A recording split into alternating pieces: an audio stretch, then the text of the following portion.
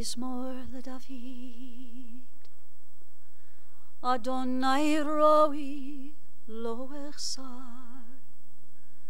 Binot sheyarbitzeni amem menuchot yanach aleini. Nafshi yishovev. Yanacheni v'magle tzadek lema'an shemo. Gam kirelech v'gitzal mavet. Lo hirara ki ata imadi. Shivtecha umishantecha hema yanachamoni. Ta'aroch lefanai shulchan neged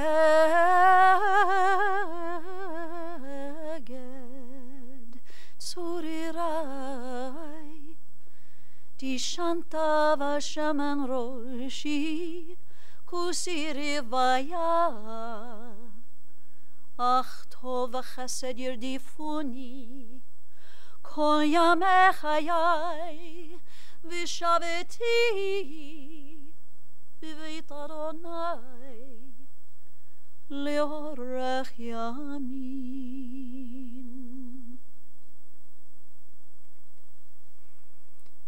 I've chanted for you the words of our 23rd Psalm.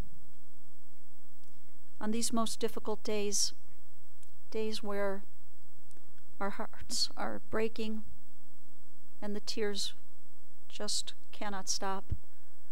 On these days when we are in search of strength, we often turn to the psalmist. And so I ask you to recite these words with me. The Lord is my shepherd, I shall not want. He maketh me to lie down in green pastures. He leadeth me beside the still waters. He restoreth my soul. He guideth me in straight paths for his name's sake. Yea, though I walk through the valley of the shadow of death, I will fear no evil, for thou art with me. Thy rod and thy staff, they comfort me.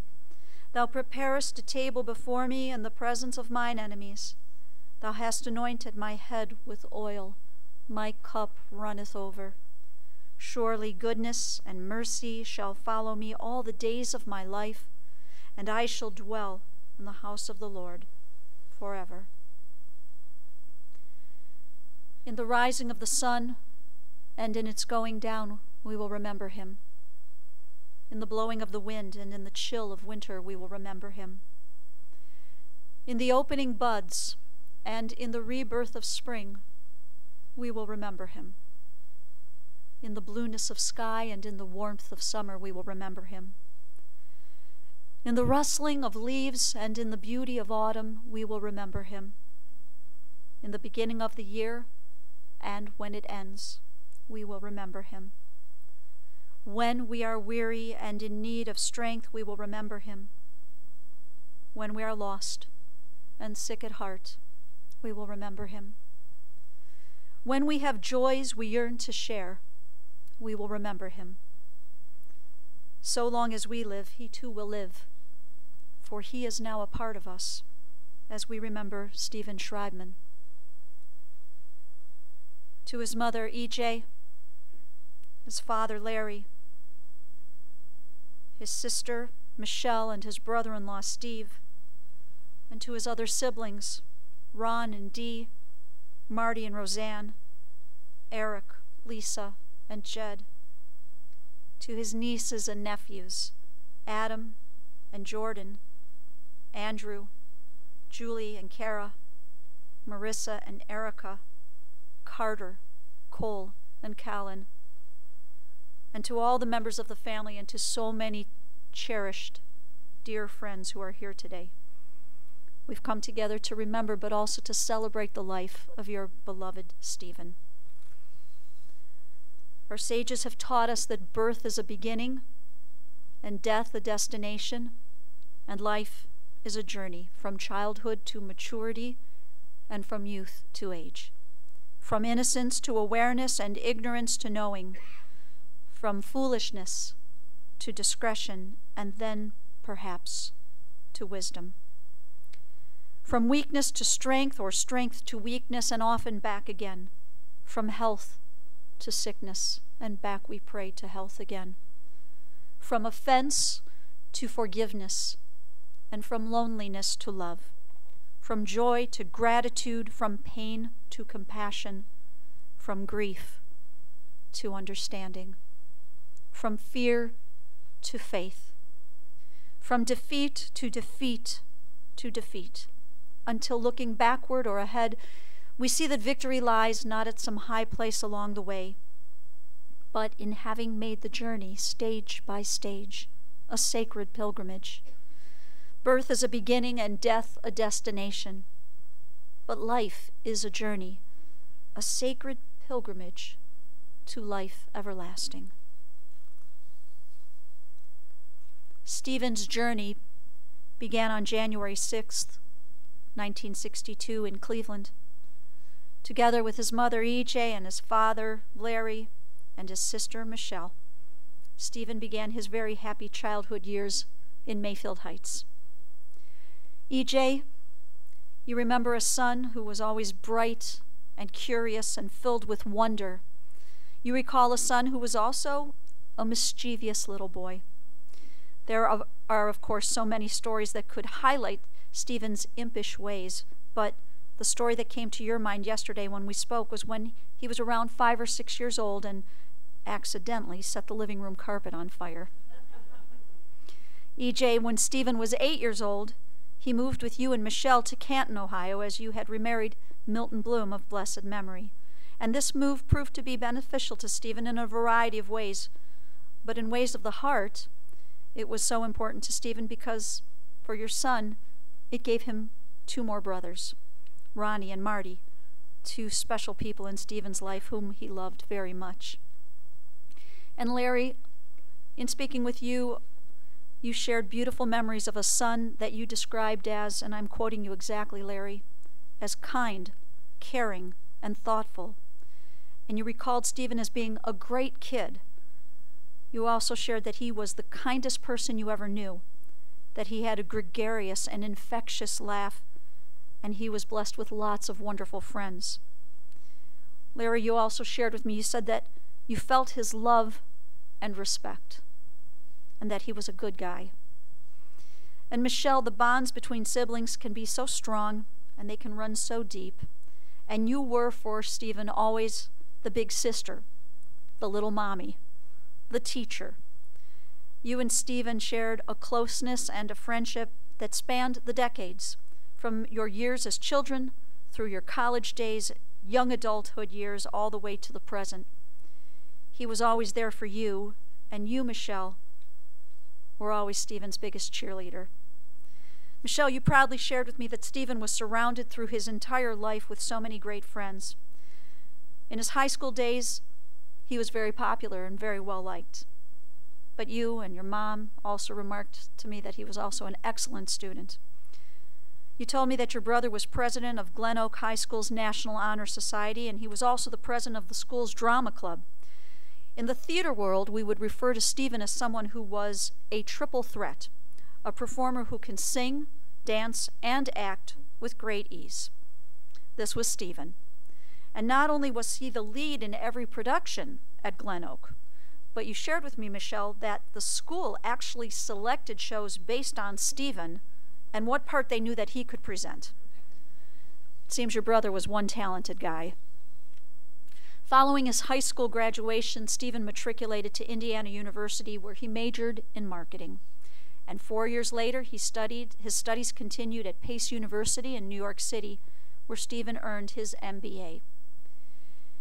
In speaking with his mom, with E.J., and his father Larry, and of course with Michelle, one theme, one word kept repeating itself. That word was brilliant. Stephen was brilliant. His career in marketing was more than impressive. He started in New York City at Philip Morris and then worked for MTV and L'Oreal. And then he made a move back to Ohio, to Columbus, where he was made head of marketing for Victoria's Secret and Nationwide. I know you all remember Nationwide Insurance's impactful campaign, Life Comes at You Fast. That was Stephen. He had just retired last May and built a home in Columbus. And while the word retirement might have had a nice ring to it, Stephen was anything but retired. He was also often called upon as a consultant, as a lecturer, as a guest professor at several colleges, including Ohio State University and Ohio University. Stephen loved academia, and when he presented, when he lectured, he did it flawlessly, without the aid of any notes or papers. Stephen was kind-hearted and generous with his time and his donations. He helped a lot of people, and I'm sure some of them are here today. He helped lots of people along the way, in his personal life, in the business world, and so many people viewed him as their mentor.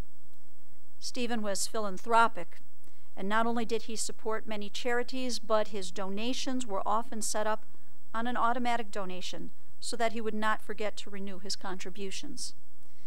When it came to four-legged friends, especially cats, Stephen had a very soft spot in his heart. Over the years, Stephen rescued cats, and his Persian cats were his children.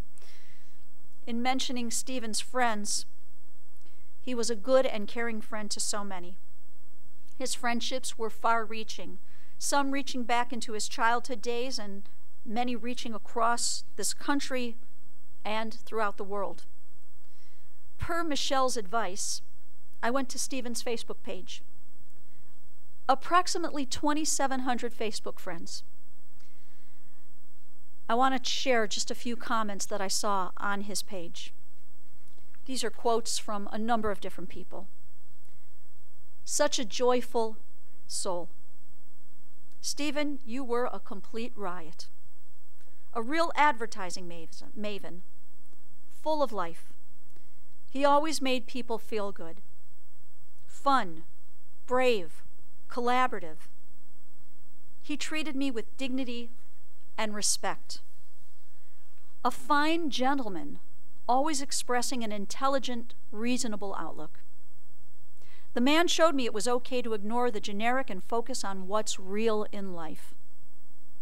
Your laugh and love will live on forever. You will be missed more than anyone can say. And the thousands of quotes go on, and the sentiments are there, and they are real and raw and powerful. Stephen's love for his family, for his friends, his love, it seems, was limitless. He may have had a few limitations, maybe at family dinners. Stephen would remind family in advance that he'd be arriving at dinner. Let's say it was maybe Thanksgiving dinner. He'd say he'd arrive at 4 and that he was leaving at 7. 7 meant 7. It did not mean 10 after. Stephen would arrive at 4, and no matter what, he was on his way out at 7. And that's just how Stephen did Stephen. EJ and Larry, today there are no adequate words of comfort that I can offer, that any of us can offer. The order of nature has been reversed. All of us here today, we pray that you can find some source of comfort in knowing that Stephen touched so many lives, and he made everyone's life better. He made their life better and happier, more fun, and all the more interesting. Michelle, to you and your husband, Steve, I know that your love and friendship was so precious to your brother-in-law, and the memories will now become your greatest treasures. To Ronnie and Marty, also to Dee and Roseanne, the memories, the good times you shared will never be forgotten. You 3 boys shared so much, and Marty, you and Stephen even shared becoming bar mitzvah together. And Eric, Lisa, and Jed, Steve really enjoyed the recent simcha, the bat mitzvah in your family, where he could spend some really wonderful quality time at Carter's bat mitzvah. This meant so much to him. And also to Stephen's nieces and nephews. I'm sure that you don't need me to remind you how much your uncle adored you. I'll remind you, though, that he was so proud of each of you, so proud of your accomplishments, the bar and bat mitzvah ceremonies, your high school and college graduations, all of your moments, large and small. He was there cheering you on, and he loved all of you so much. We are taught by our tradition that words which come from the heart enter directly to the heart. And today, to share with you words from their hearts, we have two people who are extremely close. First, I want to call on Laura Stewart, Steve's lifelong and best friend.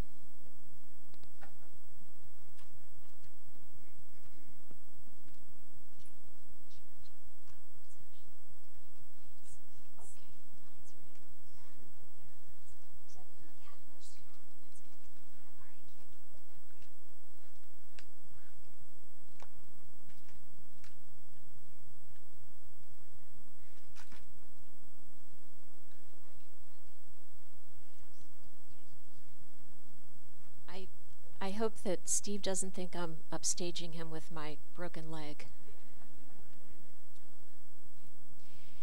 Thank you, everyone, for being here to pay tribute. And thank you to Stephen's family for giving me this incredible honor. My apologies in advance. I never had Steve's amazing public speaking skills, so I will be reading. And it frankly feels surreal to be saying goodbye to my best friend for 42 years. To Stephen's family, there are no words. From the time we both left Canton in 1980 until about 3 weeks ago, I can tell you that in every single conversation I had with Stephen, he talked about all of you. He loved you all very much. And despite his career successes, personal and professional accomplishments, and vast network of friends, you remained the center of his life. At the thought of me speaking today, I can just hear Stephen saying, "Well, Laura, darling, the good Lord knows you certainly have enough material." And he would be right about that. Stephen was a fixture in our home in the 1970s with his laugh, that wonderful laugh, rumbling through our house from the attic to the cellar. We were inseparable during our high school years. You can only imagine the fun we had together as teenage partners in crime. Friendships made during these formative years seemed the deepest. And even though we never lived in the same city again, our connection only grew stronger as we relied on each other heavily, frequently, and unconditionally to navigate the adult world. Even with so much material, I've still struggled to find the right words to honor my friend. So rather than oversharing or going for too long down memory lane, I just want to recognize two things: the enormous impact he had on all of us, and also remember him in a way that he would really want to be remembered. They say when doing a tribute, you should avoid cliches. But in the case of Stephen, I'm afraid it's just impossible. Only superlatives do him justice. For example, he was larger than life. From the unbelievable outpouring, the tsunami of grief, shock, and sadness that has rolled in since his passing became public, the most repeated description of Stephen, hands down. From classmates to fellow Roosevelt campers, to fraternity brothers and IU alum, to colleagues in all of the workplaces Stephen changed for the better, to family and lifelong friends and even acquaintances. He was larger than life, is what people think of first.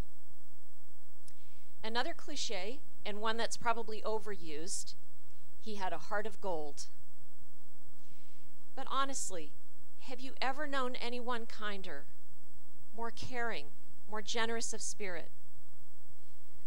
Like no one else could, Stephen made you feel heard, important, special. The deep, selfless love he had for others was for real. He was one of a kind.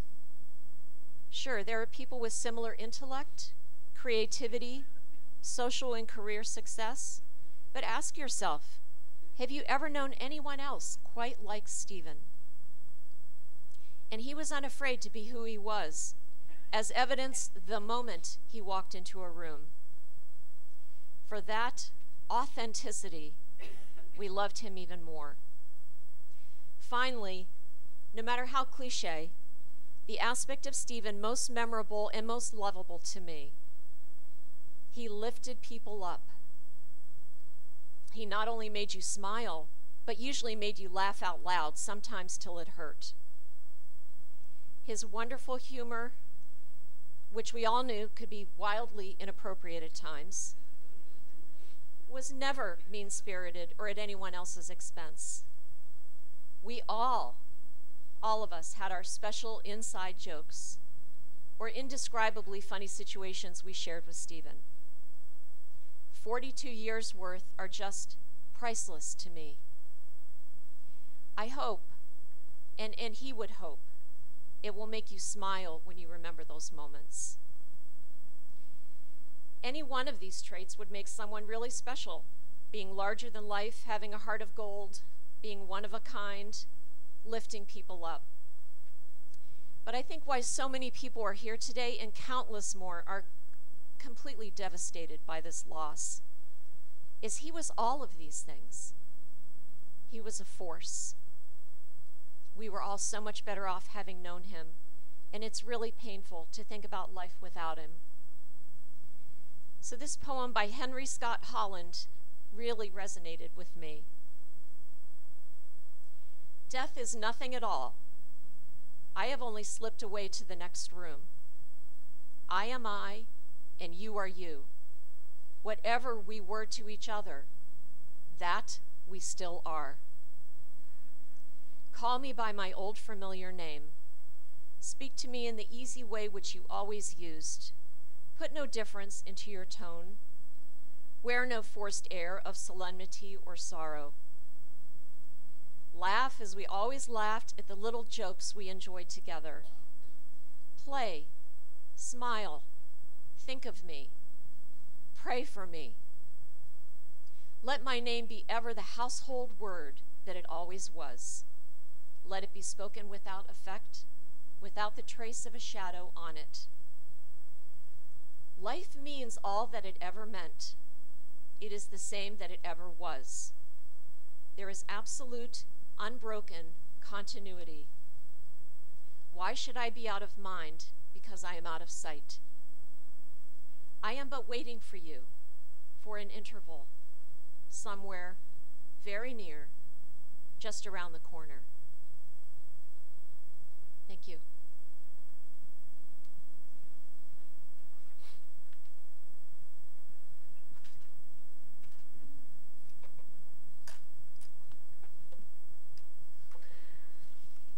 Laura, thank you so very much.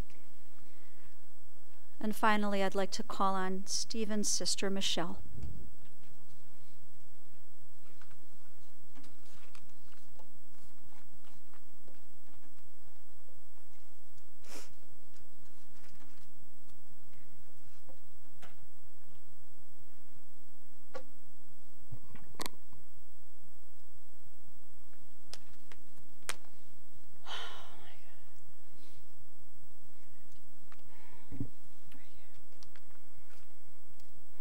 First of all, I just want to thank you from the bottom of my heart, from all of you that traveled near and far to pay tribute to my brother, my little brother.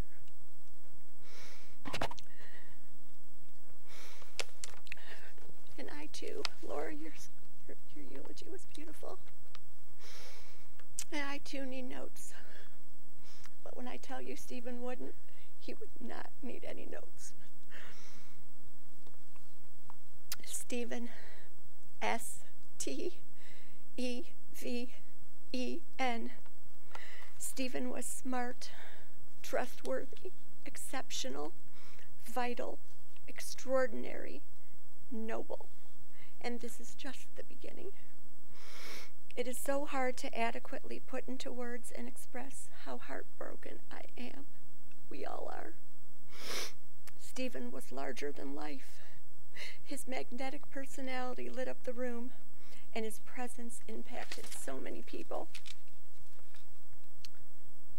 Wait a second. Didn't want to leave. January 6th, 1962. Stephen's birthday. He was due to be born at the end of January. My birthday is January 23rd. My parents planned my third birthday party early just in case Stephen should make an early entrance. The date they picked for my birthday party was, you guessed it, January 6th. Guess who never had a birthday party that day? But I got something even better, my new baby brother. Stephen made quite an entrance that day, arriving 20 minutes after my mom entered the hospital. And that was just the beginning of Stephen's grand entrance into the world. Truly a metaphor for his life. Nothing Stephen did was less than grand. He excelled in school, such an intelligent person, National Honor Society, of course. I marveled at his ability to comprehend all subjects. A perfect example of this. Most high school students take Spanish or French. I even took French, but not Stephen. He took Latin. Always going above and beyond what was required. I have fond memories of playing school with Stephen in the basement. I had quite the setup, a chalkboard, endless supplies, and a truly captive audience in my brother. What is really so memorable to me is that I didn't even have to bribe him to sit there while I played teacher. He loved to learn, and I loved to teach. Not only was he smart, but he was a naturally gifted actor. He was in countless high school productions, playing the lead in every single one. My favorite was Bye Bye Birdie, because the ease at which he sang, danced, and acted was truly remarkable. Stephen and I shared a special bond from a very early age, something no one really knows, not even my parents. Don't worry, it's not bad. Was that Stephen and I made up a secret language. When I was about 7 or 8, maybe Stephen was about 3 or 4, we only played our secret language game at night after being tucked into bed. Because you see, the purpose of our game and our own unique language was to see which one of us could successfully get to the other person's bedroom without being caught. Well, I'm standing here today to tell you that we were never caught. Sorry. I imagine my surprise, just imagine my surprise, when my son Jordan showed me Stephen's cell phone, and right under my name in his contact list was my made-up secret name from childhood that he gave me. That was Stephen. Stephen was a wonderful son, brother, brother-in-law, and uncle to our family. All the kids loved his laugh, his stories, and his wit. We all did. One thing was for certain, you could always count on Stephen to entertain you when you were with him. He was immensely proud of each and every one of his nieces and nephews' accomplishments. He had a wonderful relationship with my kids, Adam and Jordan. He was so engaging with Adam, making sure they had their weekly phone conversations. Adam looked so forward to their calls, and they talked at length every week. This is going to be a huge loss for my son. I vividly remember Stephen helping Jordan with his resume right after he graduated from college.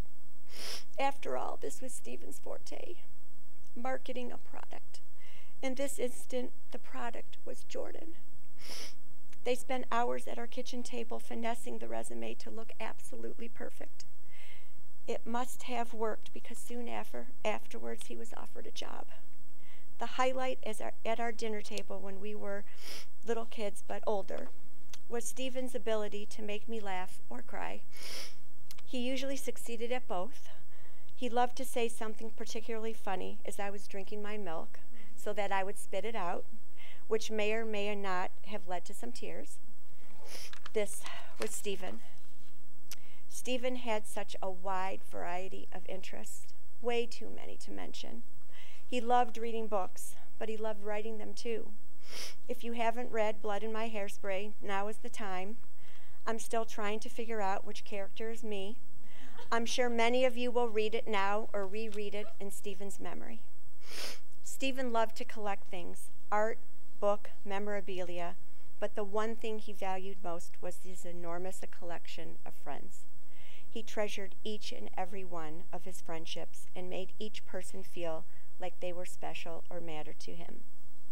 Stephen always tried to persuade me to join Facebook. I was so resistant. However, I decided it would be a wonderful way to reconnect with high school and college friends. I finally joined about 2 years ago. To put things in perspective, I have a whopping 296 friends. Stephen has 2,779 friends, 70 of which we share. So that leaves me with like 200. As you can see, his collection of friends always just kept growing. I encourage each and every one of you to go to Stephen's Facebook page and read the over 500 comments the last time I checked. Well, we know it's way larger than that. In response to Stephen's untimely death, I am so overwhelmed by the enormous outpouring of love shown to my brother. One post mentioned that Stephen graduated high school with well over 800 people. And this person is confident that every single person would know who Stephen was and would have something kind to say about him.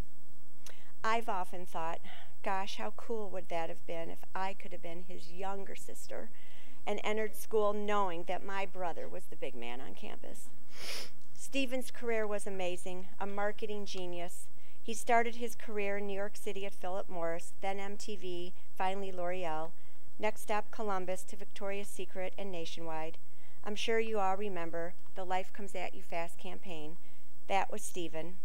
Those Super Bowl ads on TV were awarded the top 10 ad of the year by Time magazine. Soon after, he was recruited by Finish Line in Indianapolis and left Columbus. What a gift it was to be near my brother Ron and his family for 5 years. After a short time in Colorado, Stephen decided it was time to head back to Ohio. Last year, Stephen made the decision to make Columbus his home once again. With this decision to move, he also made the decision to retire at 56 years old. Who does that? Stephen does. Recently, he had been consulting on some startup companies as well as sat on the board of a theater group. He hoped to teach marketing at the many colleges around Columbus, and he continued to make a grand entrance.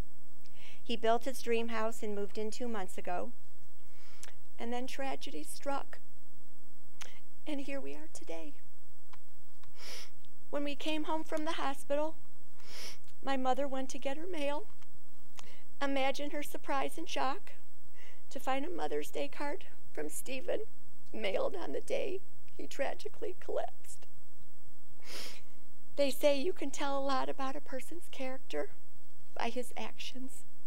This couldn't be more true about Stephen's. True to his giving and generous spirit, Stephen donated his 2 beautiful and healthy kidneys to 2 deserving people, and now his life will be forever live on in those lives in which he saved. Stephen, I was good up until now. I will forever cherish the many memories we had. You have left an indelible imprint on all of us. The downside of having such a loving relationship with someone makes it so much more difficult to lose them. And to all of you, remember to live a life well lived. Surround yourself with people you love. And never, ever, ever forget that life comes at you fast. I love you, Stephen. May you rest in peace.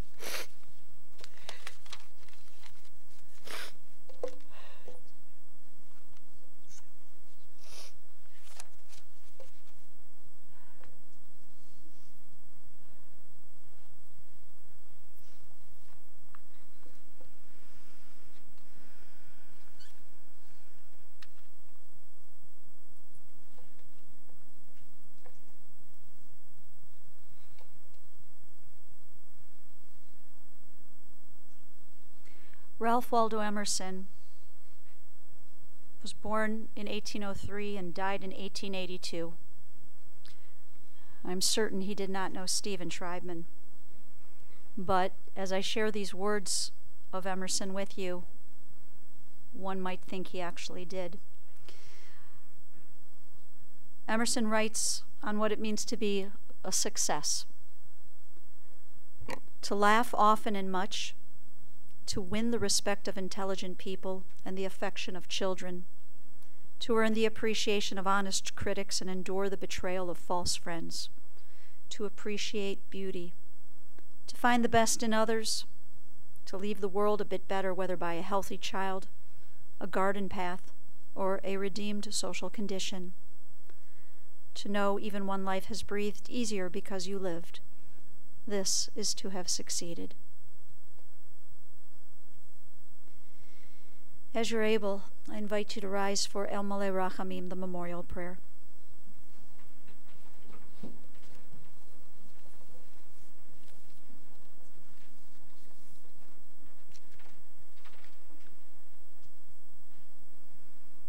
El Maleh Rachamim, shochen במרומים, המסה מנוחה נכונה תחת כנפי השכינה, במעלות קדושים וטהורים, כזוהר הרקיע מזהירים.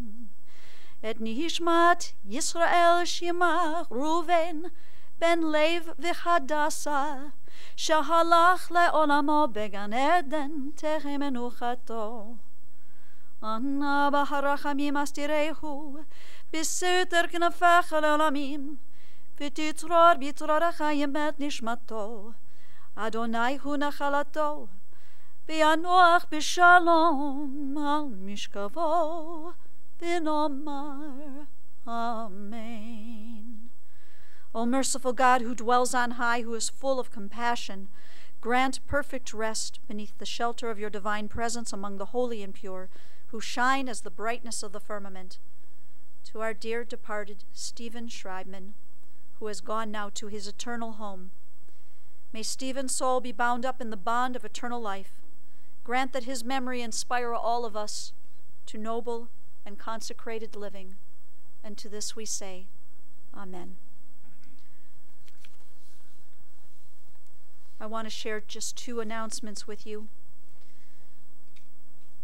First, if anyone wishes to make a contribution in memory of Stephen, the family has asked that you might consider either the Jewish Family Service Association or the Cat Welfare Association of Columbus, Ohio.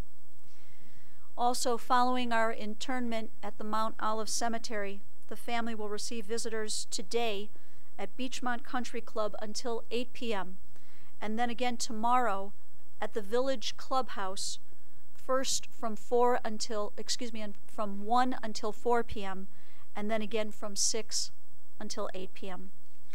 On behalf of the entire family, we thank you for being here on this sad and very important day.